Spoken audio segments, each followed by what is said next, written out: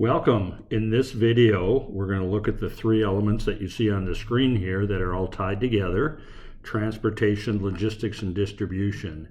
It'd be a little bit longer video, but not too bad. But for each one of these, we're going to look at what they are, why they're important, and what impact do they have on supply chain and other various areas.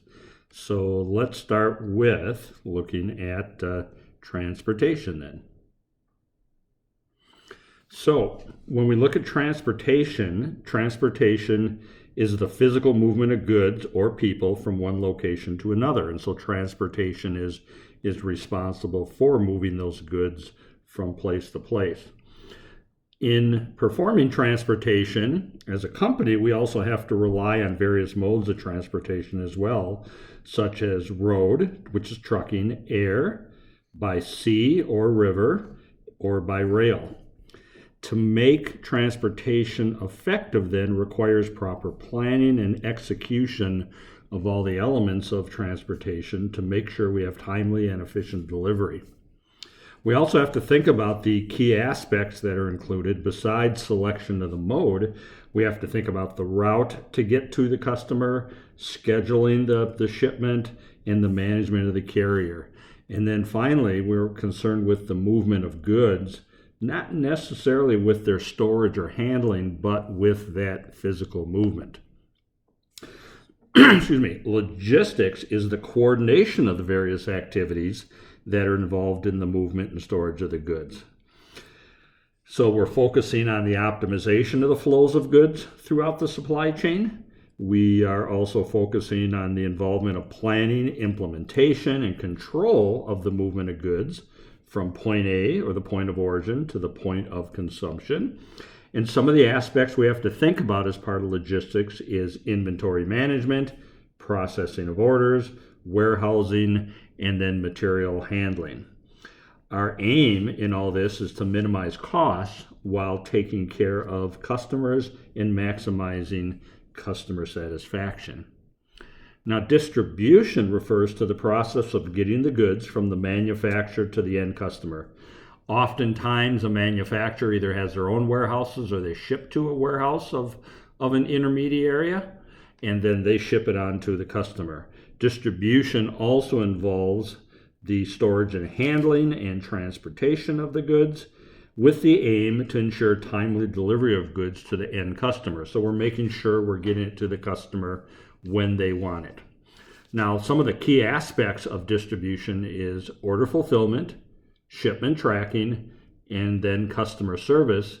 And distribution also involves managing the entire distribution network. Very common, companies have multiple regional distribution centers to be able to take care of customers. And then distribution involves warehouses, distribution centers, as well as the transportation part of it. So let's look at why these three are important here, and we'll start with transportation here. Transportation, as you see on the screen, it enables the movement of goods and people from one location to another, which is, essential for economic growth and development by moving those goods around.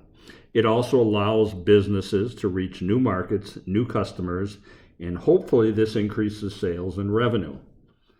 This transportation also facilitates trade between countries when you think on a larger global scale, and it promotes international relationships and hopefully cooperation as well. Transportation provides access, and it's this access to essential goods and services such as food, medicine, emergency supplies, and such. And therefore, transportation supports industries across the realm of manufacturing, retail, healthcare, and others. Let me go back one slide, my apologies. Logistics is important because it optimizes the flow of goods through the supply chain, which, if done well, reduces costs and improves efficiency. Logistics makes sure that goods are delivered on time, improving customer satisfaction. It helps businesses manage inventory effectively by moving them to the right place at the right time. And then this can reduce the risk of stockouts or possibly overstocking. Logistics also, for the supply chain, will give you visibility and transparency. In other words, you can see across the supply chain what is where, in what place, and where it needs to go to. And this enables businesses to make more informed decisions. An important aspect today, because of all the disruptions we run into, has been supply chain risk and resilience. And so logistics enhances resilience by being able to move things around quickly and respond quickly to disruptions such as natural disasters or pandemics that we have gone through. So now we'll move over to distribution here and think about why they're important. We mentioned it before, but it's good to reinforce it here as well, that distribution helps businesses reach a wider customer base and, again, increasing sales and revenue. Distribution also improves customer satisfaction by getting the right things in the right place. Timely deliveries are good. Provides flexibility again, allowing businesses to respond to changes in customer demand regardless of resilience. This is just normal demand. And we can reduce inventory holding costs, thereby enhancing supply chain efficiency. And certainly in today's day and age, we can support the growth of e-commerce, which is allowing businesses to sell their products online. So this last part, now we're looking at transportation.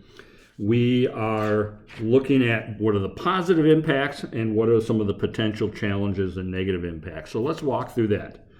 The impact of doing transportation well, economic growth, connecting businesses to new markets and customers, thereby allowing development. Another positive impact is the movement of essential goods and services to where they're needed, so transportation supports that. Transportation, again, on a larger global scale, allows promotion of moving goods between countries, facilitating the trade. Job creation is another one that's interesting too, because in manufacturing, transportation, and logistics, we're going to need local representation of employees for transportation companies, so this can support job creation. And this then improves, hopefully, the quality of life for people and enhances their mobility and accessibility to other elements of the world out there. Now, on the negative side, certainly air and noise pollution, which is harmful to the environment and people's health. Whether we're talking trucks, airplanes, sea, rail, it can increase traffic congestion, which, if we think of cars or just us individually, can lead to longer commute times, which makes a longer day, less time at work potentially, reduced productivity. Can also be a source of accidents, injuries, particularly in the case of road or air transportation. It can contribute to carbon emissions, which contribute to climate change. And for the employees, especially in the case of long-haul trucking, can be a source of stress for drivers. Logistically, the impact of logistics, we should say, very common with a lot of others, improves efficiency, reduce costs and waste, timely delivery, which enhances customer satisfaction, visibility and transparency in the supply chain, which, if you think about it, if we have that visibility, improves decision making. We can respond as a business quickly to changing customer demand, which increases agility.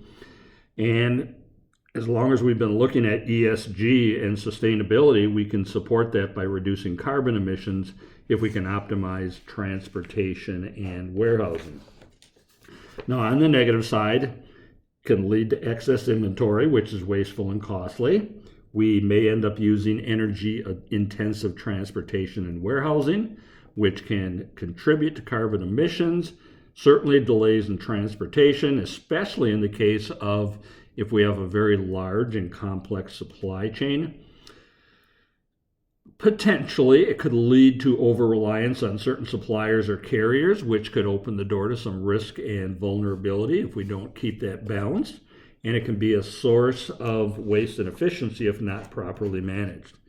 Now, as we move on to this third one here, and we're looking at distribution, you are seeing, again, positives and negatives, But the comment I want to make while we're going through it is you see a lot of overlap and interconnectedness between transportation, logistics, and distribution. So it speaks to the need for all three of these to be integrated.